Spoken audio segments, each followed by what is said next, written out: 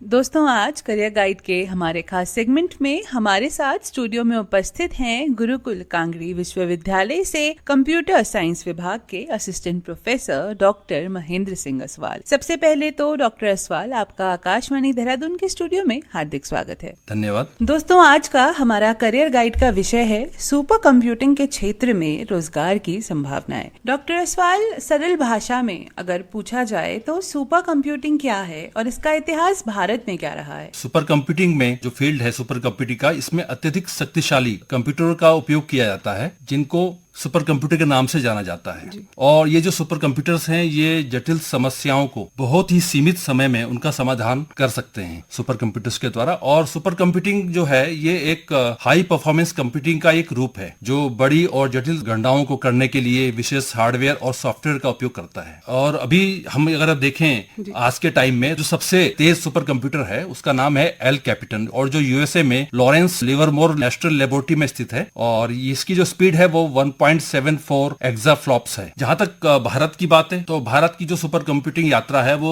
1980 के दशक में शुरू हुई थी। उस समय प्रौद्योगिकी की जो प्रतिबंध थे उनके कारण भारत को सुपर कंप्यूटर को आयात करने में बहुत ही चुनौतियों का सामना करना पड़ता था, तो जिसके फलस्वरूप स्वदेशी सुपर कंप्यूटिंग की कार्यक्रम की शुरुआत हुई। सुपर कंप्यूटर जो भारत ने बनाया उसका नाम था परम 8000, और ये जो है 1991 में इसको centre for development of advance computing CDAC द्वारा इसको विकसित किया गया। और इसके डेवलपमेंट में जो प्रसिद्ध साइंटिस्ट थे डॉक्टर विजय पी भाटकर, उनका इसमें बहुत बड़ा रोल रहा। उन्हीं को ही भारतीय सुपर कंप्यूटर के जनक के रूप में जानते हैं। जी डॉक्टर असवाल, सामान्य कंप्यूटर में और एक सुपर कंप्यूटर में क्या अंतर होता है और किन किन क्षेत्रों में सुपर कंप्यूटर का उपयोग किया जाता है? सुपर कंप्यूटर एक अत्यधिक विशिष्ट और शक्तिशाली कंप्यूटर है जी, जिसे डेटा इंटेंसिव या रिसोर्स इंटेंसिव कार्यों के लिए डिजाइन किया गया है जी। और जहाँ पे हमें किसी प्रॉब्लम को सॉल्व करने के लिए बहुत ज्यादा रिसोर्सेज की आवश्यकता होती है, वहां पर हम सुपर कंप्यूटर का प्रयोग करते हैं। जबकि जो एक रेगुलर कंप्यूटर होता है, सामान्य कंप्यूटर, उससे हम दैनिक उपयोग के जो सामान्य कार्य होते हैं, तो सुपर कंप्यूटर में बहुत अधिक संख्या में मल्टी कोर प्रोसेसर्स होते हैं, जीपीयू होते हैं जो पैरेलल प्रोसेसिंग का उपयोग करते हैं। जबकि सामान्य कंप्यूटर में सीक्वेंशियल प्रोसेसिंग का उपयोग होता है। इनका जो उपयोग है, कुछ फील्ड का मैं नाम बताना चाहूंगा, जैसे वेदर फोरकास्टिंग है, किसी भी मौसम के पैटर्न की भविष्यवाणी करने के लिए, तो उसके लिए सुपर कंप्यूटर्स का प्रयोग होता है। एयर क्वालिटी मॉनिटरिंग के लिए होता है, क्लाइमेट मॉडलिंग के लिए जिसमें हम क्लाइमेट चेंज के इफेक्ट को स्टडी करते हैं, मॉलिक्यूलर बायोलॉजी की जो प्रॉब्लम है उसको सॉल्व करने के लिए इसमें प्रयोग होता है। और अभी आप देख रहे हैं स्पेस साइंस में सोलर सिस्टम को और जो सैटेलाइट्स को एनालाइज करने के लिए, डिफेंस एप्लीकेशन में बहुत इसका उपयोग है। एंटरटेनमेंट इंडस्ट्री में भी जो हमारा मनोरंजन जगत है उसमें भी हम नई नई मूवीज में, गेम्स में विजुअल इफेक्ट्स को क्रिएट करने के लिए इसका उपयोग होता है जी। अब अगर हम अपने युवा साथियों की बात करें तो अगर वो ये कोर्स करना चाहें तो क्या स्ट्रीम उनकी 10+2 में होनी चाहिए और कौन कौन से एंट्रेंस एग्जाम्स हैं ऑल इंडिया लेवल पर जो वो दे सकते हैं? देखिए, ऐसा है, जो सुपर कंप्यूटिंग या हाई परफॉर्मेंस कंप्यूटिंग है इसमें कोई स्पेशलाइज्ड कोर्स अलग से नहीं होता है।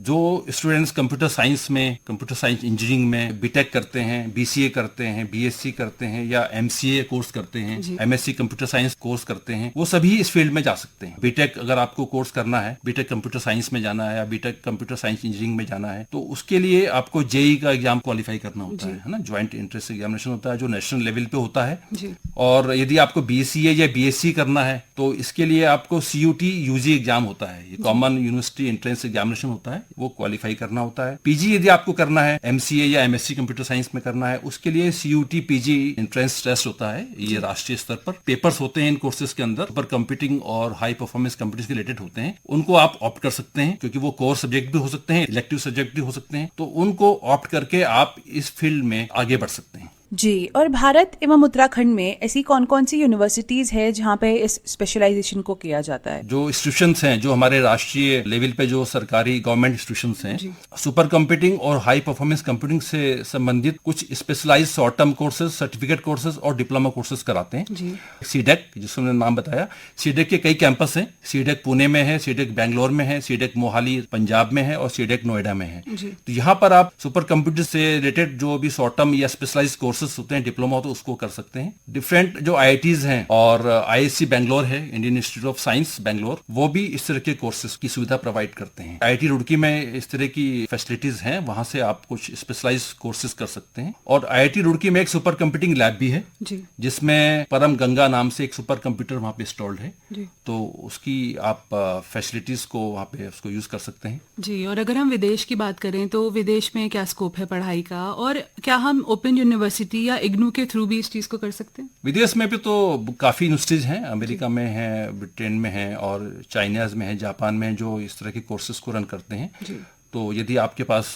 फंडिंग अवेलेबल है, आपके पास स्पॉन्सरशिप अवेलेबल है, तो वहां पे आप जाके कोर्स कर सकते हैं। और जहां तक डिस्टेंस लर्निंग की बात है या इग्नो से जैसे, तो इग्नो में तो ऐसा कोई स्पेशलाइज कोर्स नहीं होता है इसके लिए। वहां पे जितने भी डिस्टेंस लर्निंग कोर्स होते हैं वो BCA MCA बेस्ड है। तो उसमें आप सुपर कंप्यूटिंग से और हाई परफॉर्मेंस कंप्यूटिंग से संबंधित जो पेपर्स हैं, कोर्सेज हैं, उसको आप ऑप्ट करके इस फील्ड में आगे बढ़ सकते हैं। उसके अलावा मैं कुछ बताना चाहूंगा कि ऑनलाइन लर्निंग प्लेटफॉर्म्स हैं, जैसे NPTEL है, ठीक है, और स्वयं पोर्टल है, वहां पे भी कुछ स्पेशलाइज कोर्सेज हैं हाई परफॉर्मेंस कंप्यूटिंग के ऊपर। ये शॉर्ट टर्म कोर्स प्रोवाइड करते हैं, उसमें आपको ऑनलाइन सर्टिफिकेशन भी मिलता है। सीडेक ने भी एक पोर्टल लॉन्च किया है, HPC शिक्षा, और जिसका जो मुख्य उद्देश्य है HPC शिक्षा का, वो वर्क फोर्स को डेवलप करना है। HPC और सुपर कंप्यूटिंग के फील्ड में जो हमें मैन पावर चाहिए उसका निर्माण करना है, विशेष रूप से जो भारत द्वारा जो एक्सस्केल कंप्यूटिंग की दिशा में आगे बढ़ने और HPC को AI जैसे अन्य क्षेत्रों के साथ इंटीग्रेट करने के लिए बहुत आवश्यक है। जी। और अगर हम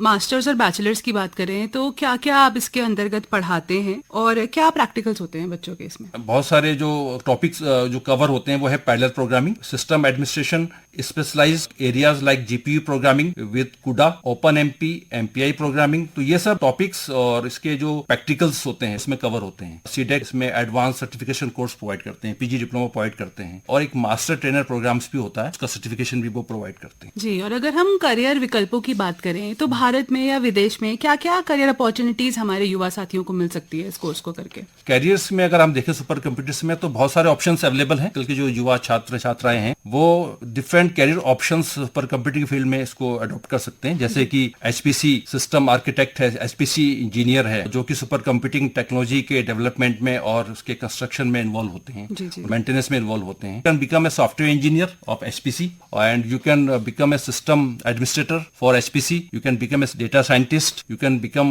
an AI और machine learning engineer, you can become a big data engineer. जहां तक स्टार्टअप्स की बात है तो स्टार्टअप में भी काफी विशिष्ट जो अवसर हैं, जैसे कि आप AI और मशीन लर्निंग है तो उसमें HPC जो हाई परफॉर्मेंस कंप्यूटिंग है, ये जो बड़े AI के मॉडल्स हैं उनके ट्रेनिंग और इम्प्लीमेंटेशन के लिए बहुत इंपॉर्टेंट है। सिमुलेशन और मॉडलिंग के फील्ड में भी आप इसमें स्टार्टअप शुरू कर सकते हैं। डेटा विश्लेषण में जो डेटा एनालिटिक्स कहते हैं उसमें भी आप स्टार्टअप शुरू कर सकते हैं। और इंपॉर्टेंट फील्ड और है क्लाउड आधारित, क्लाउड बेस्ड HPC सर्विसेज। जी जी जी। तो आप क्लाउड बेस्ड HPC डेवलप कर सकते हैं और उसको आप स्टार्टअप की तरह रन कर सकते हैं।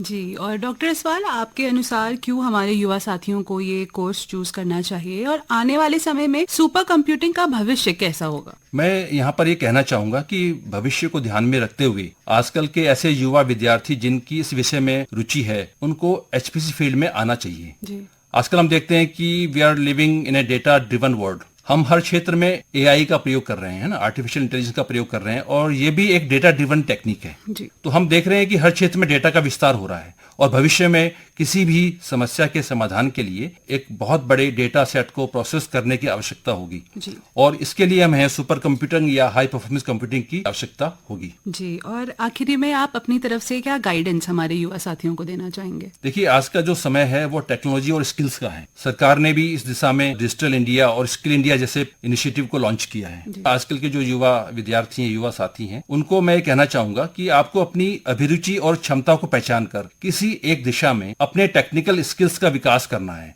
इसके साथ ही आपको communication skills, interpersonal skills, social skills, मानवीय मूल्यों का भी विकास करना है।